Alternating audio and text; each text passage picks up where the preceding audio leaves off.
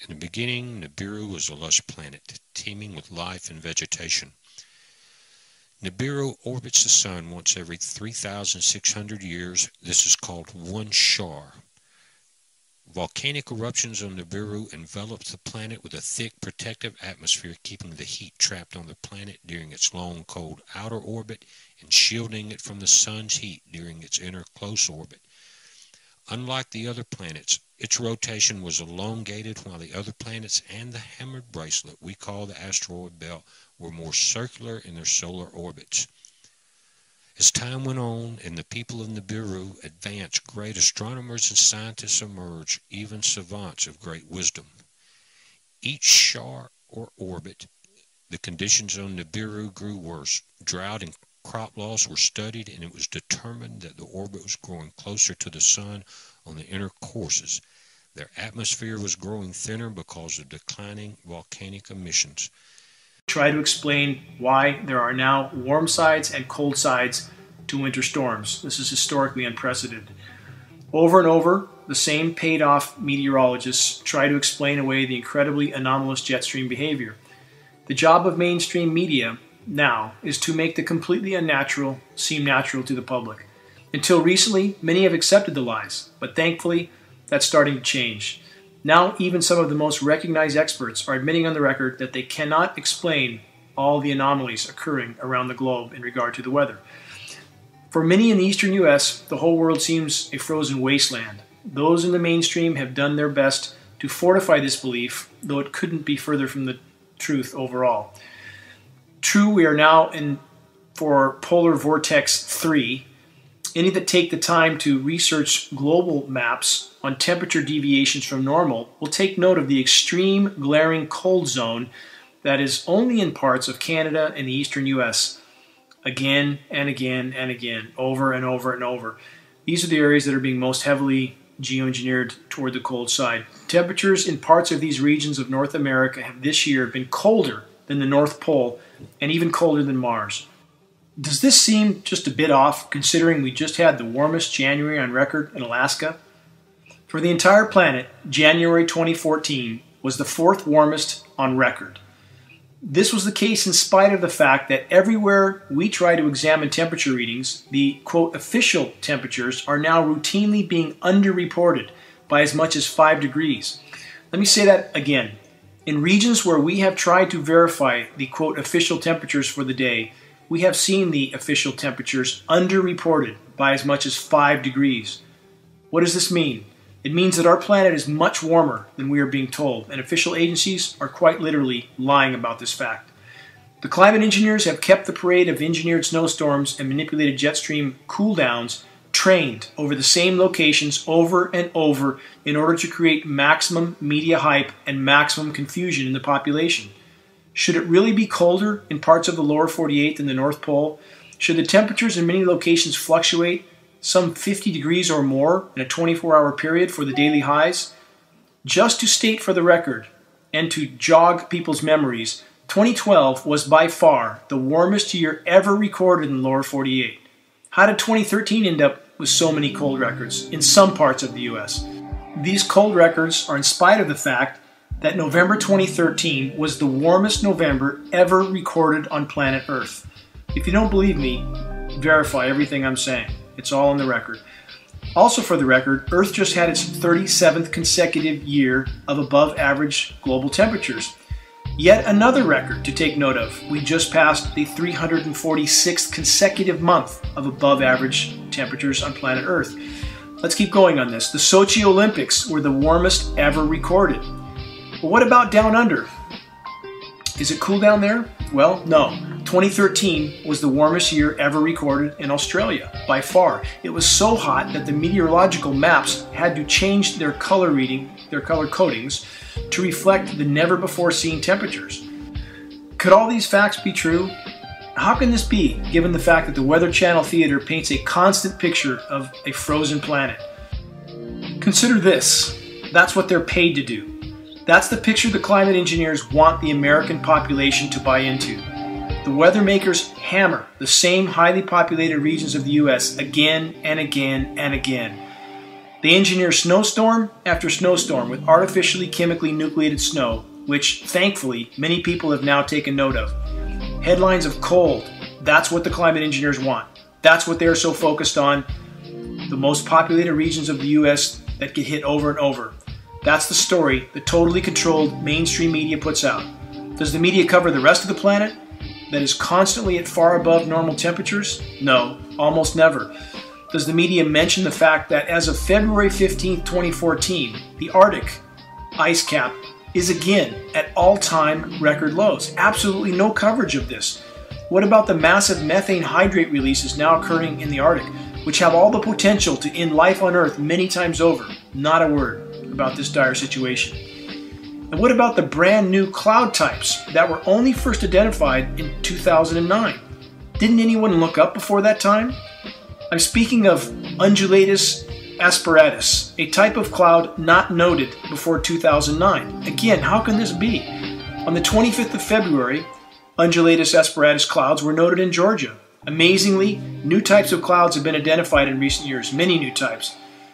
Doesn't anyone question this? How are we to believe that these, quote, new clouds were always there and no one noticed them before? Clearly, there are many atmospheric anomalies that are now the results of the unbelievably engineered climate. How has the corporate media altered reality on other aspects of weather reporting? Here in the western U.S., the mainstream media cheerleaders now jump up and down if the high Sierras get 8 to 10 inches of snow, as if that's a really big storm. In years past, such a small amount of snow could be considered a dusting. In previous decades, the Sierras would commonly get storms that measured snow in feet, not inches. Californians are fed lie after lie after lie from the media about the drought being a part of a, quote, natural cycle. I would ask, what's natural about a global climate modification program that completely alters the Earth's natural systems? What is natural about the drought-creating effect of these programs? What is natural about having our skies sprayed full of highly toxic metal particulates day in and day out? Does the EPA report any of this contamination? Of course not. What's natural about having our jet stream manipulated with the dozens of HAARP radio frequency transmitters around the globe? Our planet's life support systems are completely unraveling, and climate engineering is rapidly worsening this process. All are needed in the fight to raise awareness. We need everyone to do their part.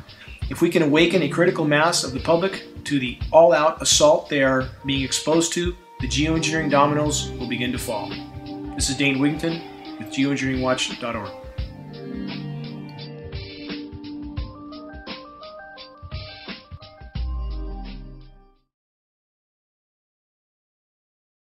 Weather that we're having around the world in New York, these incredible cold spells that we have had.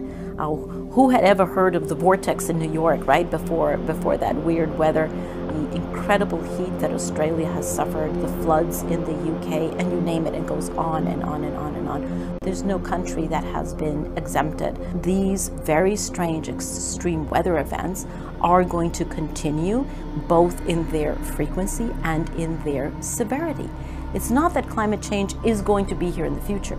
We are experiencing climate change.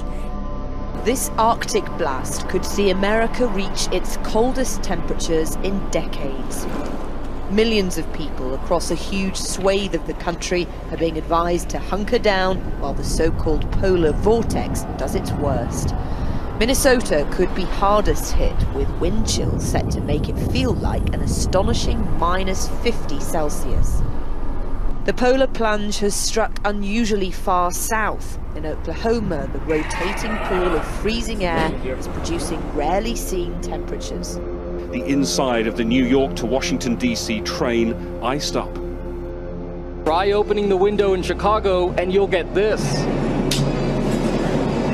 35 below zero right in your living room. It's so cold, Lake Michigan looks more like a hot tub.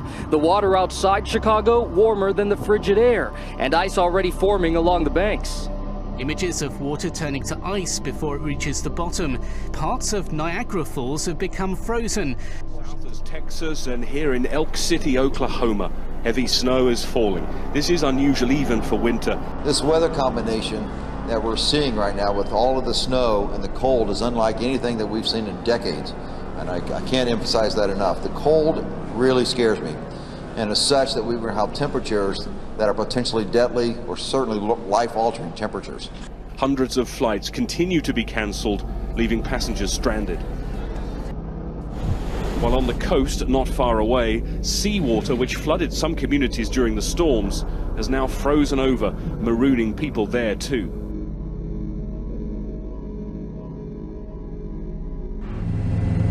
Severe, pervasive and irreversible. Words used in a new UN report about the likely impact of global warming. Amid extreme weather worldwide, experts say the health, economic prospects and food and water sources of billions of people are at stake. It's everything from droughts to rising sea levels.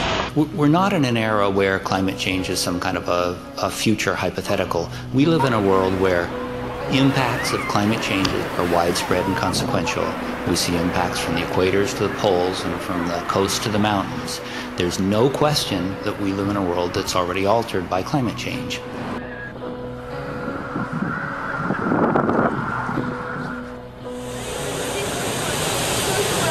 Powerful waves have continued to pound Europe's Atlantic coastline.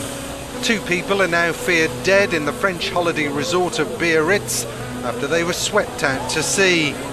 The town's famous promenade was battered during the night, leaving many businesses to pick up the pieces on Tuesday morning. The surge wasn't isolated to France.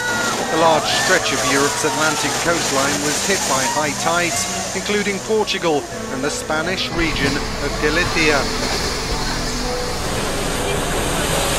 At least 1 person is now known to have died in Spain, with 2 others still unaccounted for.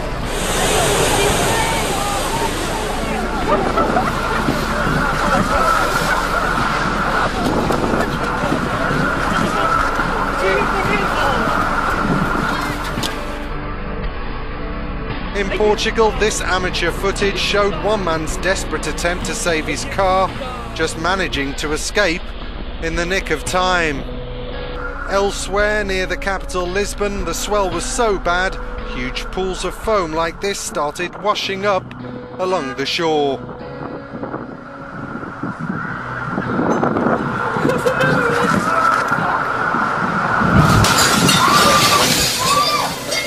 Time to go.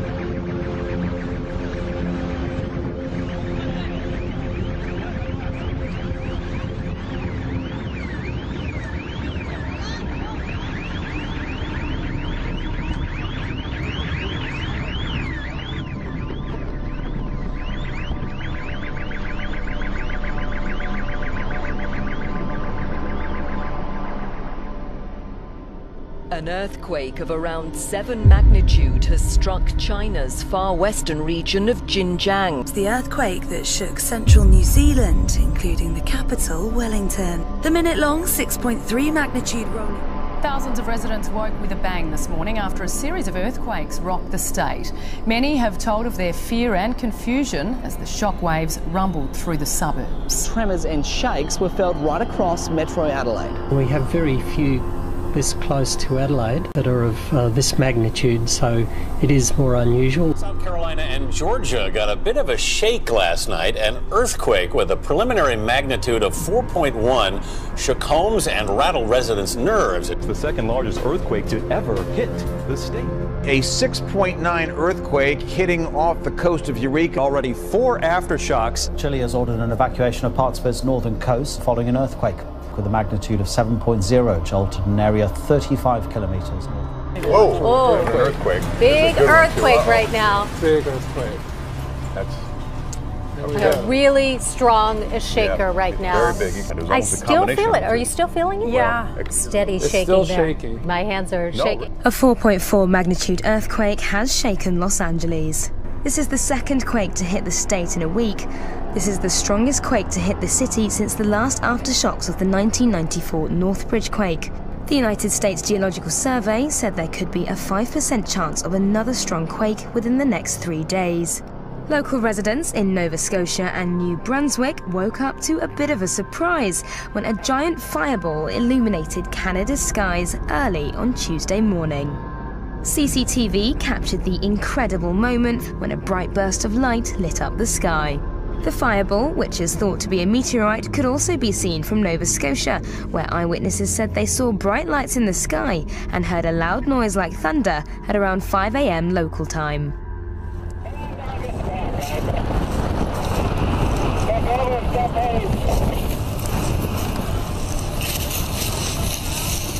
Alpha 6412, where do you want us?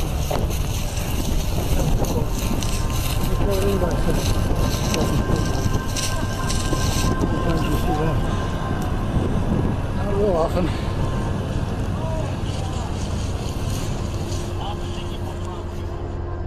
There's a combined fire and everything's gone. The houses are gone. Are there any injuries? Yes, there's people yelling for help. A desperate call to the emergency services as a deadly tide of mud and rock crushed everything in its path. Houses were swept off their foundations, trees keeled over, and people were sucked into the sea of mud like quicksand. 24 people are confirmed dead and 170 others are still missing. It's believed a small earthquake may have triggered the tragedy. It's like a war zone up there. People finding children, people finding babies. And while the task of finding bodies is already so grim, some have had the even more unimaginable trauma of finding only partial remains. The slide hit with such force that oftentimes the rescuers are not recovering full intact victims. Massive turnout by the emergency services personnel going through their districts, checking. A lot of rolling going on down here. My family lives down here in Orange County. They said it was quite violent. It went on for quite a while, so a pretty good shaker coming through. A 5.1 magnitude earthquake shook Los Angeles, triggering a rock slide. This is actually the second noticeable earthquake that this area has had in just the past 2 weeks. And since the earthquake hit, there have been more than 100 aftershocks, including one that was 3.4 just a short time ago. The ground shook just after 9 Friday night. We might be experiencing, I should say, an earthquake here. And seismologists are particularly worried about this quake because they think this fault may be reawakening. We haven't heard from this particular fault, they don't think, in several decades. The reason they really don't want to see this fault wake up again, it runs right through downtown LA. Yeah, the second largest city in the country, Ryan. This footage shows a rare tornado that ripped through Northern California, damaging dozens of homes, while debris smashed windows and ripped holes in walls, and left residents of the city of Roseville in shock over the unusual event. 0.8 magnitude quake hit the northern part of Yellowstone National Park in Wyoming. It shook the ground at about 5:30 this morning, California time. It was felt in towns along the Montana-Wyoming border, including West Yellowstone. This morning, tsunami sirens blaring. Chaos as an 8.2 magnitude earthquake rocks the coast of Chile, driving almost 1 million people to evacuate their homes. Fires burning after a 6-foot tsunami followed the quake. The shockwaves were felt hundreds of miles away, shaking buildings as far away as Bolivia and Peru. People are dead and many more injured. For the past 7 days, more than 1,700 earthquakes worldwide. We do still have tsunami advisories. The earthquake even triggered microscopic seismic measurements in New York's Central Park. There have already been more than 24 aftershocks. In just the past 2 weeks, hundreds of earthquakes have been shaking Chile's far northern coast. just about 24 hours ago, there has been another strong earthquake off northern Chile, and the emergency office there has ordered preventive evacuation of the coastline in the north of the country. There's a quake magnitude 7.4 offshore. Latest official report on climate change that says it is underway and we are already suffering the effects. Here in Australia, air and ocean temperatures are increasing, with waters off our east coast amongst the fastest warming in the world, and deadly algal blooms and rainfall is expected to decline across southern New South Wales and Victoria. We should have 5 seasons in Australia, adding a second spring, basically shortening autumn and winter by 2 months. The dangers of climate change are set to get much worse. Australia can expect more intense rain and drought, greater bushfire danger and worse cyclones. Warming across every state, every territory and every season in Australia. It's the superstorms bringing nations to their knees. The searing sun turning the earth into a tinderbox, leaving the ground cracked by drought, and the crashing waves of rising seas. But it seems this extreme weather isn't random. A UN report says this is climate change, and things are only going to get worse. We have reasons to believe that if the extent of climate change continues to increase, then the very social stability of human systems could be at stake. Today's report is somber reading.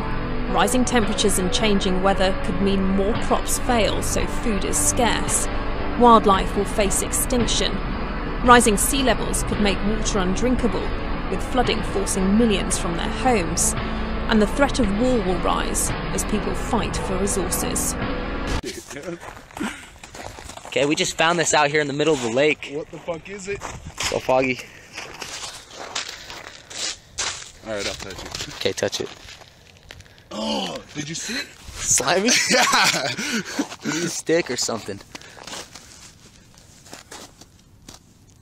So, what the fuck is it?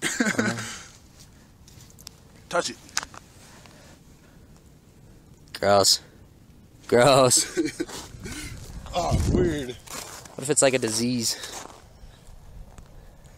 What if it's some of those clams you were talking about, trying to find some shells? Might be. You don't just see shit like this, man. Let's get a close-up on it. It melted the ice. I know, dude. That's what's weird about it.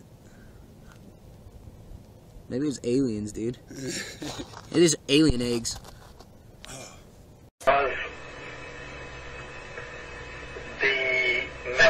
The attitude, mentality amongst those who at the higher level, the highest levels of Vatican administration and Vatican geopolitics know that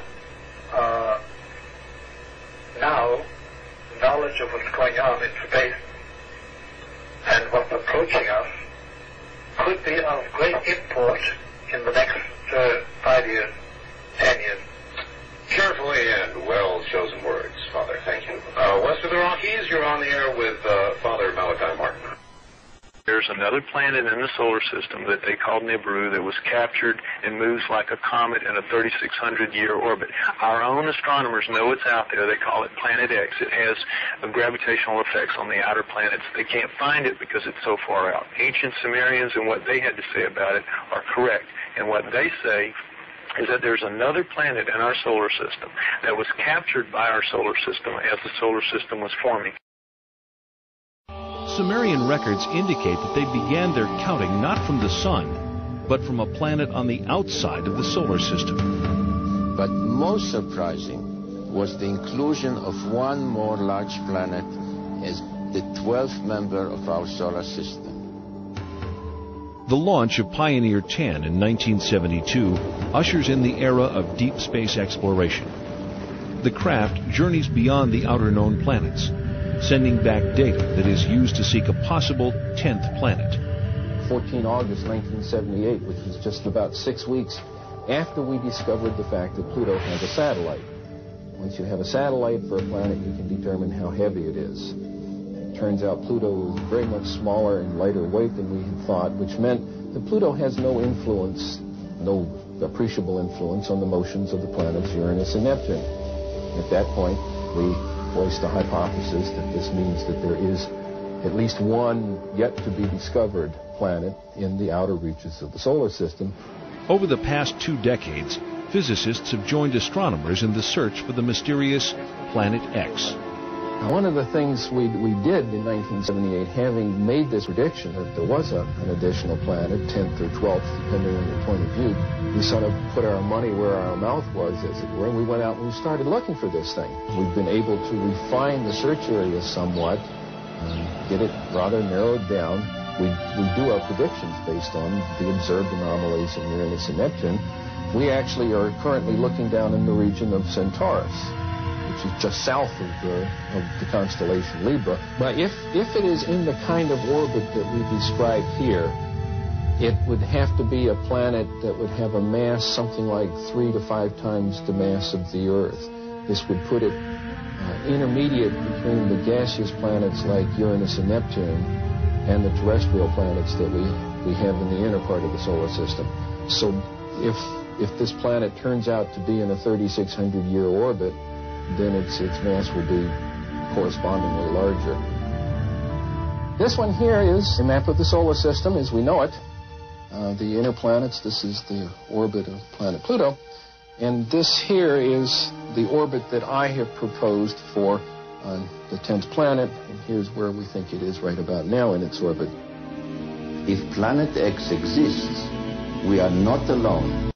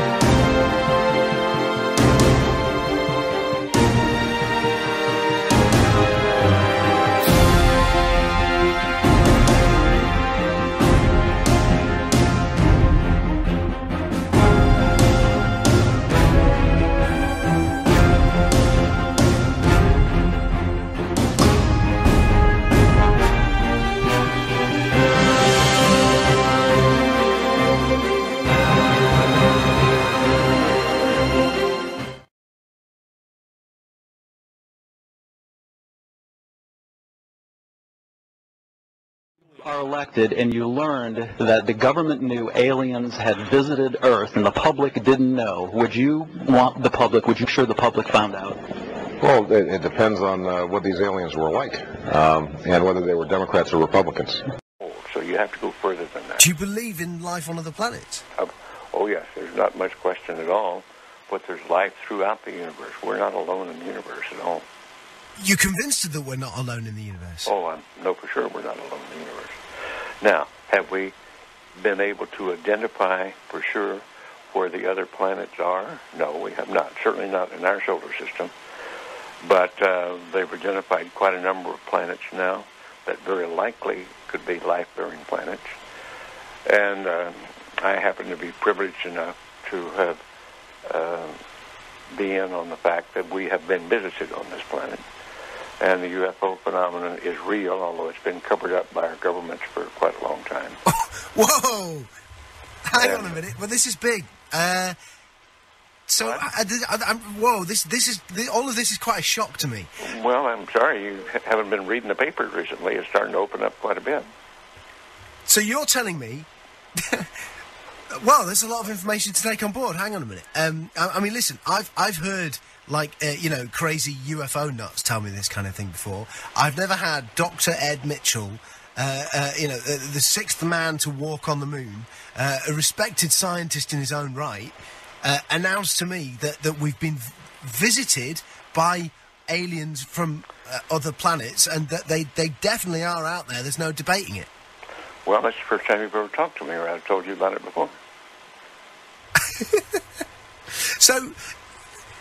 So you believe in all of the whole deal? There's more nonsense out there about this than there is real knowledge, but it is a real phenomenon, and there's quite a few of us.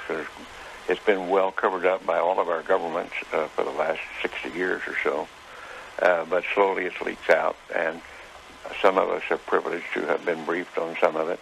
I happen to have grown up in I don't even know whether you know this place, Roswell, New Mexico, where presumably the Roswell incident of 1947 took place, and I'm quite knowledgeable of the lore there, and since I grew up there. But I've also been in military circles and intelligence circles that knows beneath the surface of what has been public knowledge that, yes, we have been visited. So, and be serious, you're not going to go, I was just pulling your leg about that. That's not true. I'm just wondering if I've stumbled upon astronaut humour, and in a couple of minutes you're going to go, I was only pulling your leg. No, I won't say that. Wow. So what? So you've been briefed on the fact that we've been visited. Well, I haven't briefed is one word for it. I have been involved in much of this work. No, it's not my main work. It's not my main interest. But I have been deeply involved in certain committees and certain research programs with very credible scientists and very intelligence people that do know the real inside story. And I am not hesitant to talk about it. What is the real inside story? Well, I've just been telling you. We have been visited. Are we in regular contact, or was it a one-off crash, or...? Well, no, there's quite a bit of contact going on. I can't tell you because I don't know all the extent of it. I don't know all the inside details because that isn't my really main interest. But the fact that we have been visited, the Roswell crash was real, and a number of other contacts have been real and ongoing, is pretty well known to those of us who have been briefed and been close to the subject matter. So why is it being covered up then?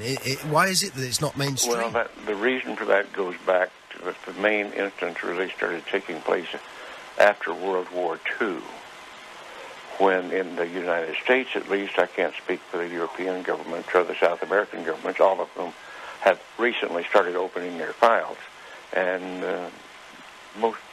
it's been open. This is starting to open up, and just read the internet or look at some of the press, international press. You'll start to get the stories that are coming out now. But I've had people on the show telling me that that the governments are mounting up towards disclosure, towards saying that this is the case.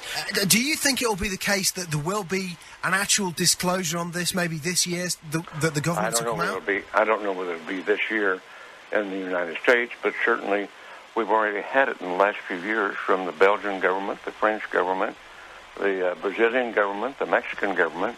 They've opened their files and admitted that they had the files. Right, okay, let me get my head together. Okay, listen, here's what I know. I've had people on the show talking about the fact that the Catholic Church has said belief in life on other planets doesn't compromise your Catholicism. Of course, that just happened recently. Yeah. In association with a major release, I believe, of the British government, some of the British government files. They weren't their deepest files, but there were some files released. Yeah. What's happening is at the moment, over the next 4 years, all of the UFO files here in the UK are being released. Do you think it's the case that we are ramping up towards maybe the UK admitting? Well, I can't say how fast it's going to happen, but certainly the public awareness of it is increasing. The public acceptance is increasing. The amount of misinformation and covert and attempts to cover up seem to be decreasing. I think we're headed toward real disclosure, and there's some very serious organizations moving in that direction. You've had a long time to think about this. What do you think the impact will be on the world when it is finally mainstream news that there are alien beings that live outside this planet? Well, I think at this point it's probably ho-hum, so what's new? I think that certainly in the United States, there's well over 70% of the people now accept this as fact, although they do not know all the correct story. They do know that there has been, or accept the fact that there has been visitation and that there's UFOs in the skies all the time that are very likely alien craft. Now, not all of them are. I suspect some of them are homegrown. I suspect that in the last 60 years or so, that there has been some back engineering and the creation of this type of equipment, but it's not nearly as sophisticated yet as what the apparent visitors have. So, as part of this, as part of you knowing about this, and also going public with it, are you worried for your own safety with this kind of stuff, or are you convinced that the no, I think those days are gone. That used to be a concern among the people on the inside, but I don't think they're knocking anybody off for that anymore or doing drastic things to them. What do you think the intent of the aliens is? Is it hostile or peaceful? No. It's not hostile. It's pretty obvious that if it were hostile, we'd have been gone by now. Really? I mean, what? We could have been. Wow. We had no defense, if that's what their real intent was.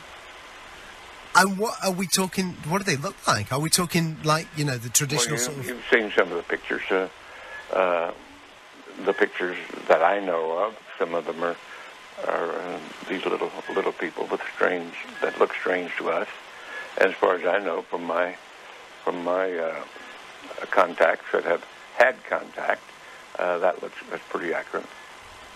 Wow. Do you think other people who were involved in the moon landings know about this? Some of them do.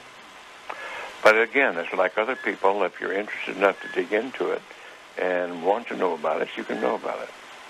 Because, man, listen, I know you're a busy guy, and I know there's other people who need to... Yeah, this phone, they're not leaving me alone with this other phone that's ringing all the time, and I'm by myself here. This has been easily one of the most significant conversations of my life. Unbelievable. I want to thank you for joining us. You man. And Dr. Ed Mitchell, listen, you're a friend of the show, if you want to accept that friendship. Wow, what an incredible... That's what's weird about it. Maybe it's aliens, dude. It is alien eggs. Oh. That'd be cool.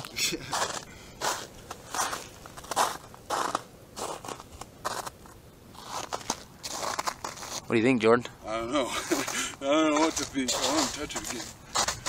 It's so foggy out. Oh, weird. Ew. I wonder if it's getting even... Yeah, you can't even see out there.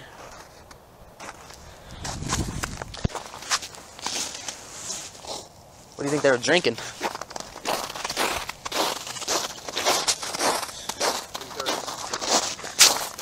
Yeah, it looks like it.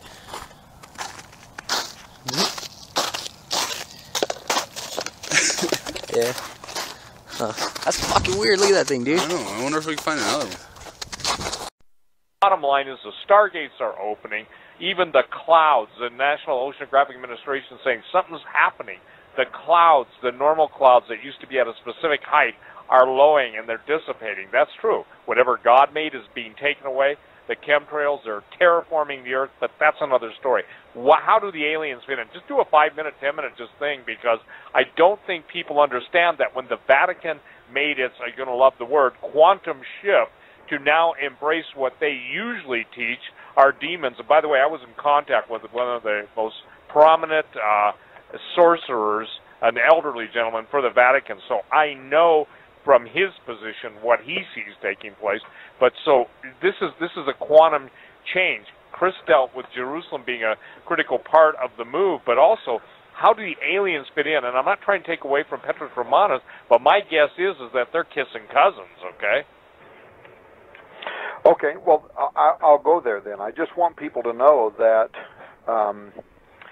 when they read the book Petrus Romanus, it's not going to be about aliens. No, I understand that. I understand that, and I'm not trying to take away from it.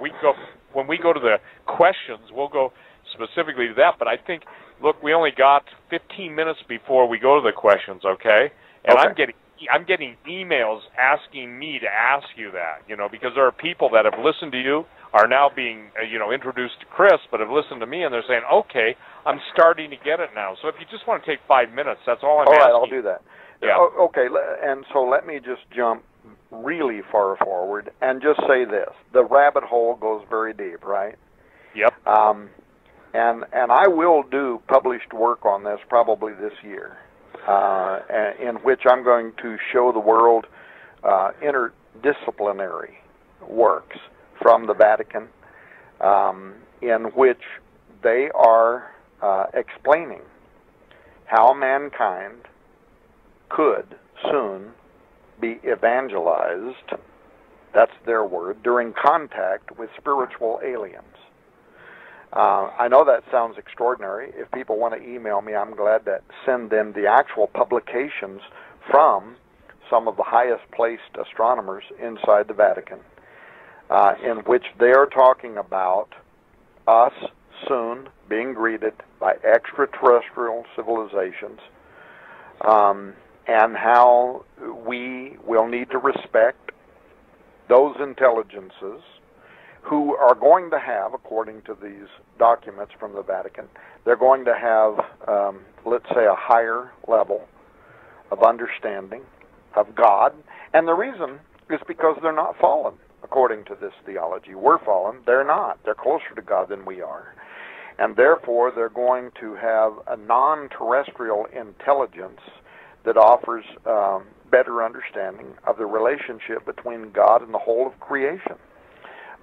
And that, and by the way, let me just quote this document from the Vatican.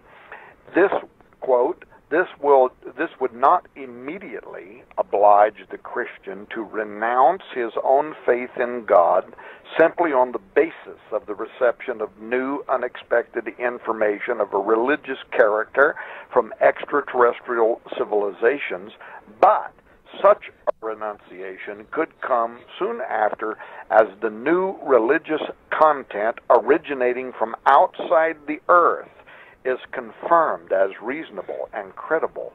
Once the trustworthiness of the information has been verified. Let me stop for a moment in this quote and ask if anybody can explain to me how it could be verified. How would you verify an extraterrestrial message? This really kind of sets me aside. Anyway, the believer would have to reconcile such new information with the truth that he or she already knows and believes on the basis of the revelation of the one and triune God, conducting a re-reading of the gospel inclusive of the new data, end quote. So how this information is going to be confirmed as reliable is beyond me. How this more complete ET gospel is going to de-emphasize or significantly modify our understanding of salvation through Jesus Christ, this is something that's also beyond me. But you have Vatican observatory directors from Christopher Corbali, for instance, in his article, What If There Were Other Inhabited Worlds, concluding that Jesus simply might not remain the only word of salvation. That's his words. Quote, I would try to explore the alien by letting it be what it is without rushing for a classification category, not even presuming two genders, Corbali said.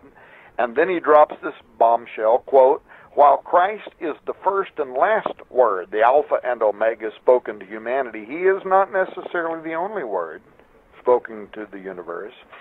For the word spoken to us does not seem to exclude an equivalent word spoken to aliens. They too could have had their Logos event, whatever that event might have been. It does not have to be a repeated death and resurrection. If we allow God more imagination than some religious thinkers, i.e., by the way, let me insert here, Steve Quayle, Tom Horn, Chris Putnam, et al., some religious thinkers seem to have, for God as omnipotent is not restricted to one form of language, the human, end quote. So what we have are very high-ranking spokespersons for the Vatican who, in recent years, including 2011, and we'll see what they say in 2012, are offering language acknowledging, first of all, the likelihood of extraterrestrial intelligence, and secondly, a dramatic role that ET's introduction to human civilization is going to play in regard to altering established creeds about anthropology, philosophy, religion, redemption, but specifically a rereading of the gospel of Jesus Christ. And by the way, this could be consequential to the very near future. So is that kind of what you wanted me to say, Steve? Absolutely. And Chris, I think this is critical too, because, you know, from your perspective of writing, you know, co-authoring and doing all your investigation, I'd like you to address that too, if you wouldn't mind, in 5 minutes. You know, it won't hurt us to take an extra 5 minutes. And again, you guys, I'm not trying to assign, but we've just been on almost for 3 hours, and where'd the time go, you know? That's what they all say about Omega Man Radio. Yep.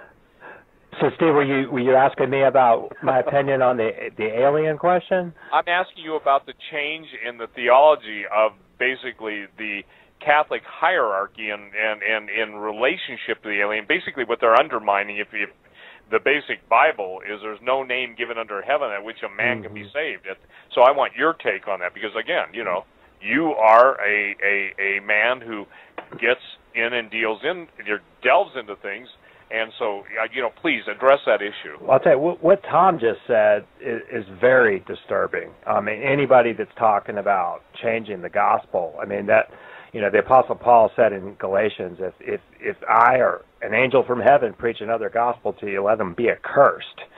So, I mean, you know, biblically, there's absolutely no way we should accept anything like what he was just talking about. You know, I think it's really kind of strange the way the Vatican has been talking about, you know, that's a subject that I follow and I'm interested in. It's also one that's really hard to parse, because there's so much bad information, and, you know, there's so many people that hoax UFO things and things like that it's really hard, you know, to find out what's real. But I follow the subject very, very closely. One of the things that, you know, in the research for this book that, you know, that I was really shocked to discover was, you know, how the Marian apparition kind of fits in to Catholic theology. And, you know, that is one way that I can see some kind of intersection perhaps with UFOs. And it might be another thing that, you know, you were mentioning earlier, you were talking about Islam, and, you know, and we're also talking about this third temple thing. Now, you know, one of the things that I think is a live possibility is, you know, we're talking about, you know, a religion of Antichrist in Jerusalem and a third temple, and somehow a one-world religion, is what's predicted. Now, what could possibly unite Judaism, Catholicism, and Islam under one temple? I mean, that seems literally impossible with the way things are today. But if you had something come in from outside, like an alien presence or something like that, that says, here we are, and preaches this peaceful new gospel that Tom was mentioning there, I could see how that might unite all the world religions under this new thing. That's a live possibility. It's going to take something that powerful. Now, the apparition is making these kind of statements, though. I mean, I did a whole chapter on the Marian apparition in the book, and in the Netherlands, in Amsterdam, the apparition's appearing and calling itself Our Lady of the Nations, and it's talking about uniting the world.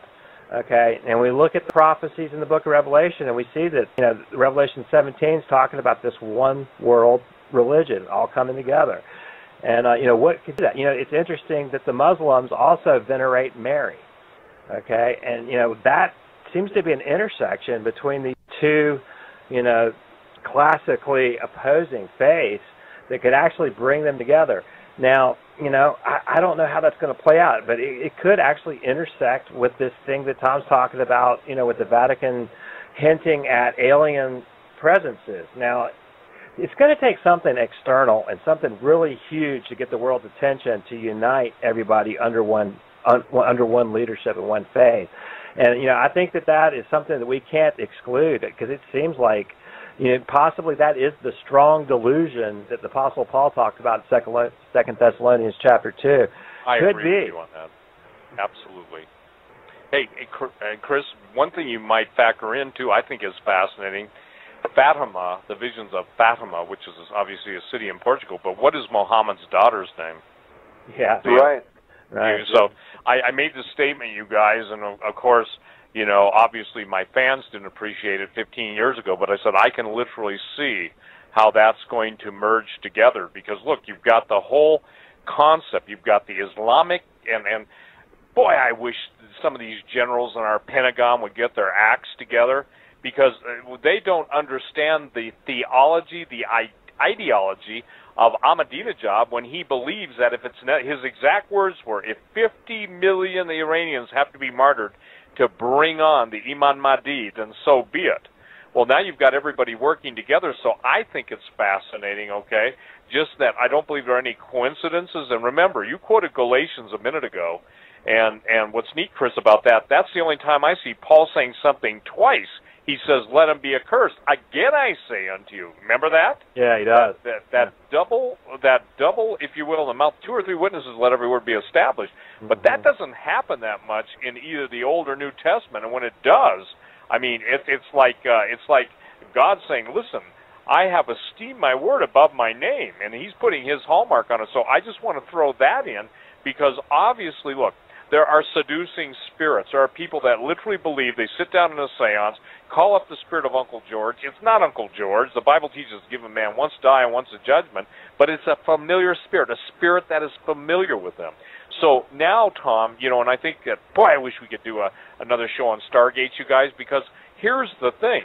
You, Tom, made that statement, and the gates of hell will not prevail. Until you said that to me, it wasn't time for me to embrace that, and that was at that exact moment so many years ago, and now all we see is so many attempts to open the gates. By the way, there are 72 gates.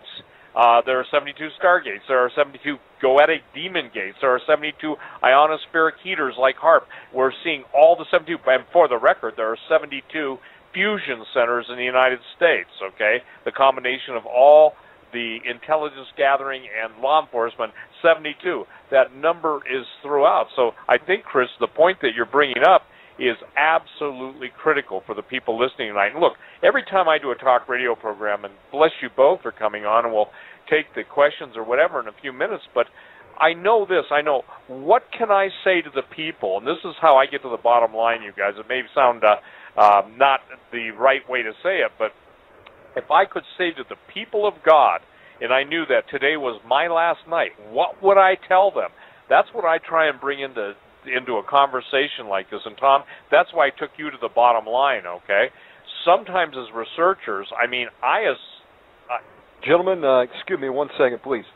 Folks, we're going into the 4th hour to hear it.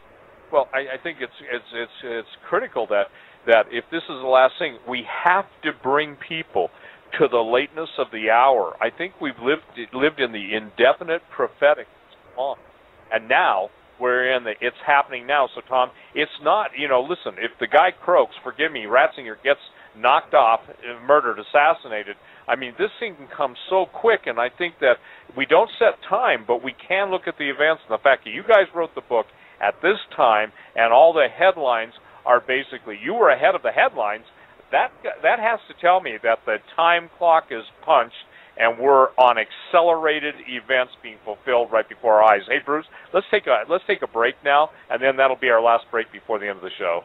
Okay, Jill.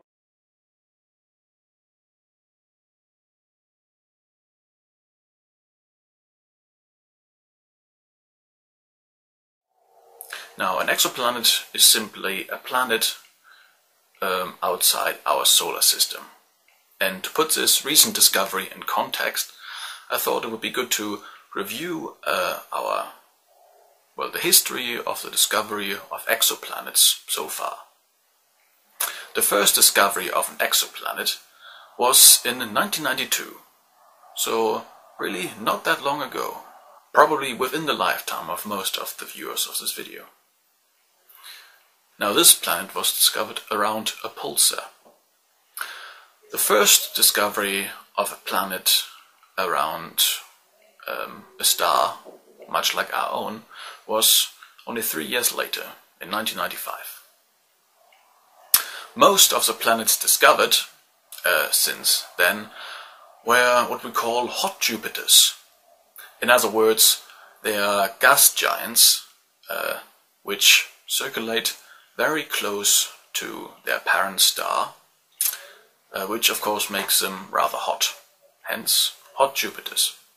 Out of the other ones, mostly were also gas giants.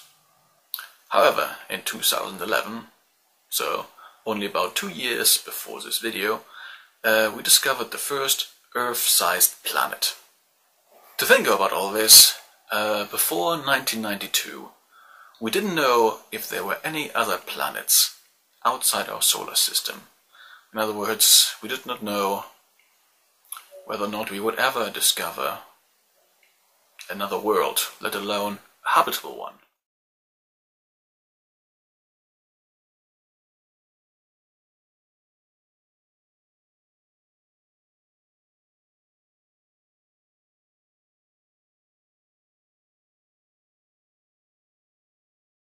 If there is one thing that defines our current political era, it is the unprecedented crackdown on government whistleblowers.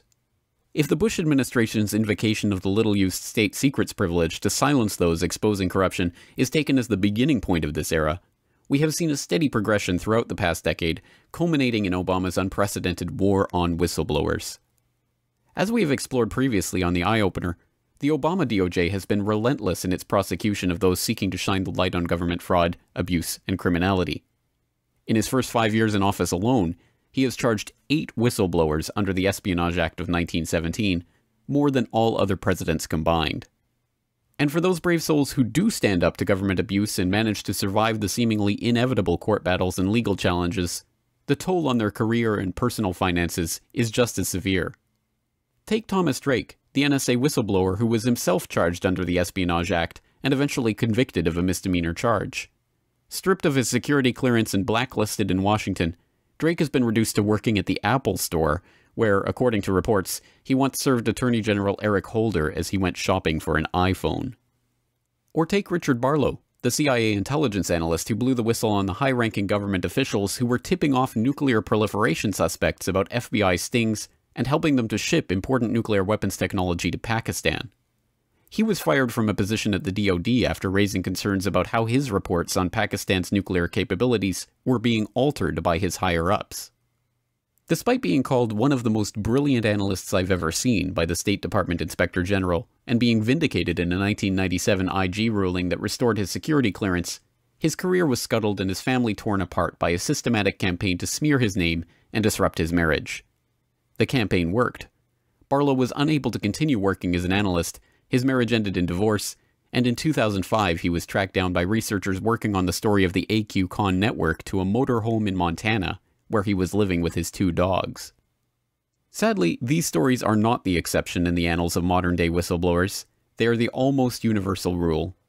In fact, as Sibel Edmonds has demonstrated from her own personal experience, whistleblower organizations are actively sought out and bought off by the influential corporate foundations almost as soon as they appear.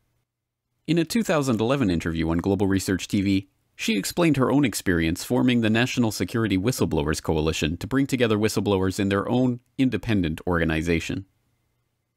And when we did that, initially, it was very interesting. We were approached by people connected to various foundations, the Soros foundations, the Hewlett-Packard foundations.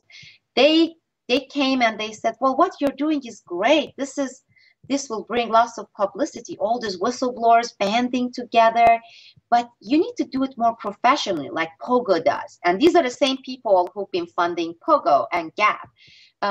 You need to have a PR person in-house. Sibel, you are not a PR person. You have no idea what PR is. And I didn't really, at the time I didn't. Oh, you need to have analysts. You need to have board of directors, board of advisors. I said, well, we are each other's advisors. We have gone through the experience. And interestingly, none of these organizations have any whistleblowers in their board of directors, board of advisors. They are whistleblowers organizations without any really whistleblowers within their organizations. And then you need to do fundraising so you can have office, because if you have raised your voice this much without having these elements, imagine how much more you can do, how much more power you can have with the Congress. It all sounded good, but very quickly I realized that these money, that these carrots that they were dangling before our nose, these foundations, came with a bunch of strings and attachments. Because as I was talking with these people, with foundations, I was adding more whistleblowers. And in one case, one whistleblower from Clinton previous administration joined the coalition who had blown the whistle on Al Gore and some narcotics-related issue case within the Drug Enforcement Agency, DEA. When I added this particular whistleblower, and he's still there on our list, these foundation people came and they said, why are you adding the Clinton administration whistleblower? Right now we are focused on Bush administration. This is distraction, and you should just limit to all these current wrongdoings and don't get into all the Clinton stuff. And basically this was just one example of many. Why are the heathen and sheathen so afraid of Nibiru? Could Mezmur Dawi Bel Lisana Ge'ez? Does this give us a clear indication? Right? The word says the planet of the crossing. Right? The planet of the cross, the finding of the true cross. Well, something very interesting I noticed right here, and this is in this particular Dursan, right? Dursan. So I'm going to give it to you right here. I want to give it to you straight, people. They're afraid of Nibiru because it represents God and the throne of God. Now, you see this word right here? This is Imenberu. Now, the whole verse is Sikre Sehabo Lewelda Hayal Imenberu, where Bitzaho Iska Lemot. Right, now this key word right here, right? Imenberu. Now go through Nibiru, right, in Ge'ez or in Ethiopic. Check that video out. I basically talk about this. I'm giving it to you right here from the Kedase Mariam, or Mariam's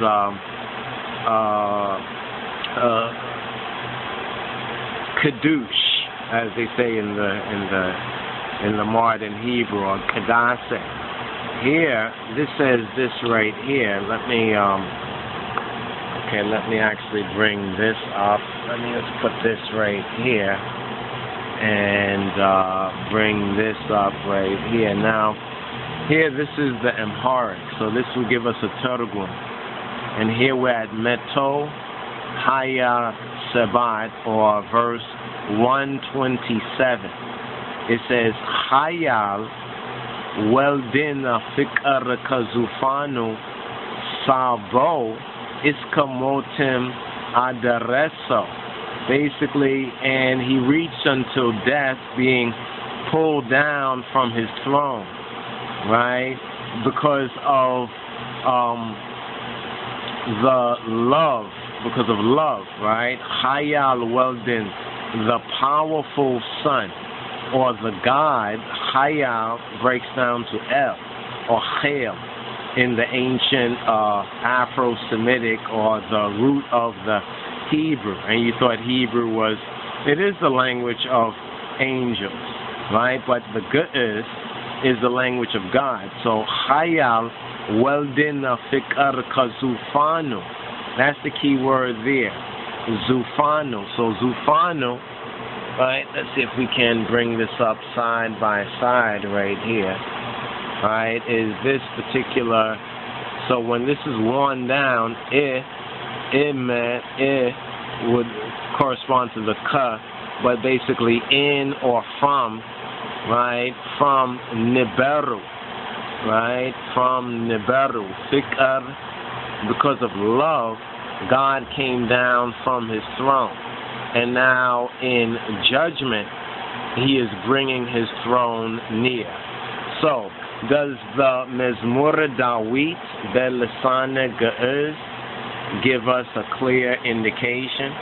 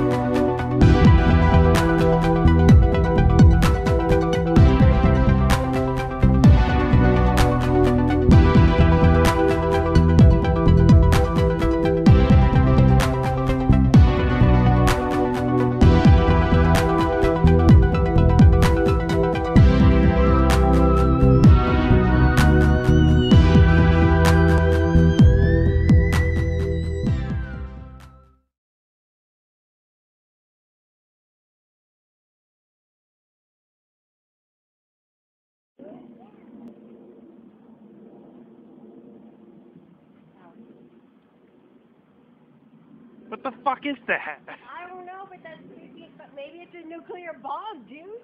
How do you do it?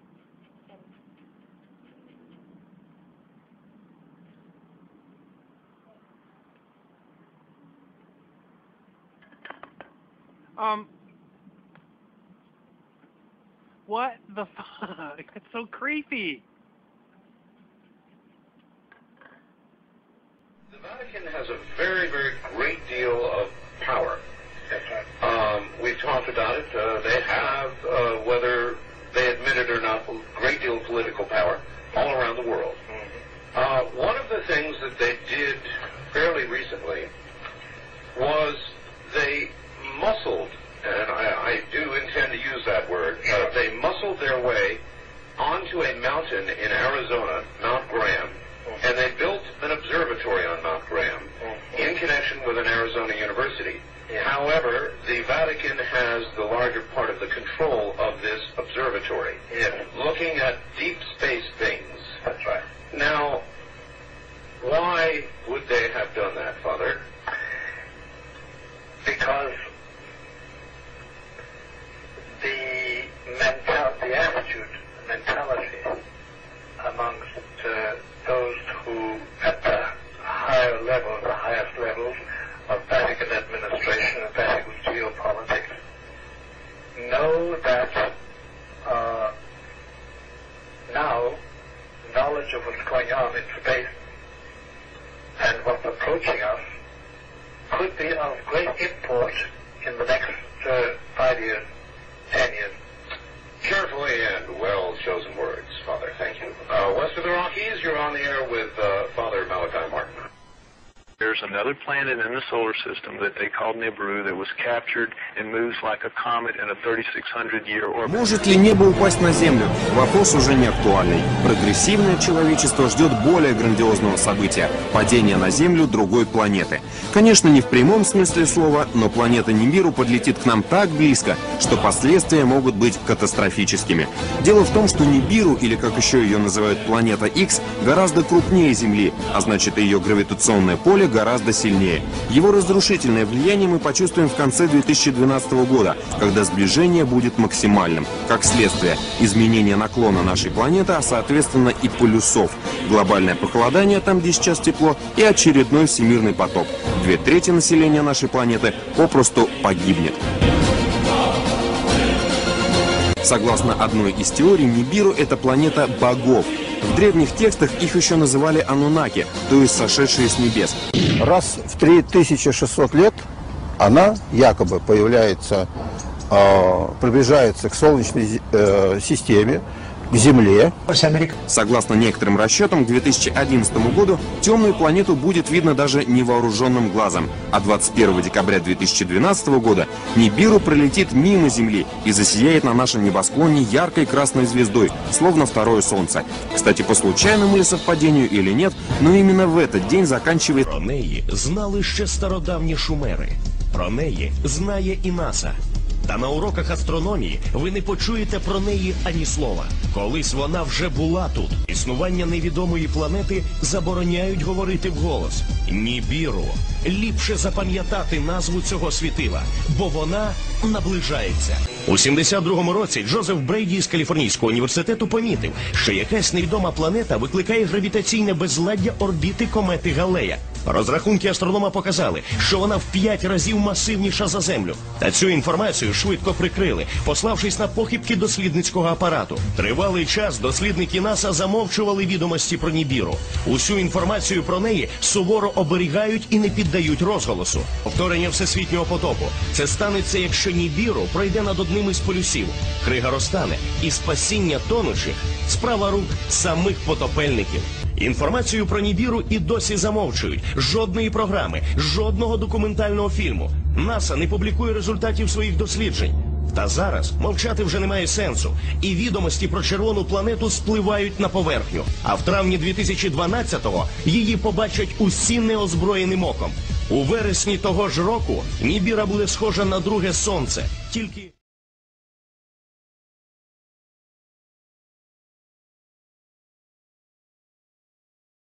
пройдет по орбите в опасной близости от нашей планеты. Сила его притяжения будет настолько мощной, что Земля может поменять наклон. Если это случится, то изменившаяся ось вызовет смену магнитных полюсов. И тогда на планету обрушатся невиданные силы наводнения и извержения вулкана, сметающие все на своем пути смерчи и землетрясения. Это Захарий Ситчин, знаменитый американский ученый. В 1978 году Ситчин делает сенсационное заявление. В Солнечной системе вовсе не 9 планет, как считает официальная наука, а 10. По утверждению ученого, кроме всем известных планет, существует еще одна – Нибиру. Она блуждает в космосе по невероятно вытянутой орбите и проходит через Солнечную систему раз в 3600 лет. К теории Захария Ситчина в научном сообществе отнеслись с недоверием. Астрономы не могли поверить в то, чего не видно в космическом пространстве даже в самые мощные телескопы. Однако уже в начале 80-х, после длительных математических вычислений и построения компьютерных моделей, существование планеты Нибиру было доказано. В 1982 году НАСА допустило существование большой планеты, которой впоследствии было дано название Нибиру. В 2005 году американские астрофизики заявили, что на расстоянии приблизительно в 1 световой год от Земли располагается огромное космическое тело. Но главное, на огромной скорости оно приближается к нашей планете. Небесное тело настолько темное, что ни оптические телескопы, ни другие приборы не в состоянии его увидеть. Зафиксировать загадочный космический объект ученые смогли лишь 2 года назад, когда на земную орбиту вышел новый сверхмощный инфракрасный телескоп. То, что увидели астрономы на расшифрованных снимках, сделанных с телескопа, надолго повергло их в шок. В черной пустоте космического пространства четко угадывались очертания огромной планеты. Сомнений уже не оставалось. Это Нибиру. Инфракрасный спутник, который действительно засек объект достаточно больших размеров, и ему удалось этот объект не только засечь, но и как-то зафиксировать, сфотографировать. После изучения параметров и траектории движения гигантской планеты, ученые пришли к неутешительному выводу. Нибиру больше Земли в 5 раз. Но самое страшное, через 3 года она может пролететь в нескольких сотнях километров от Земли. Находясь так близко к нашей планете, она запросто сможет сорвать с нее атмосферу. Ученые выяснили, что однажды Нибиру уже погубила другую планету.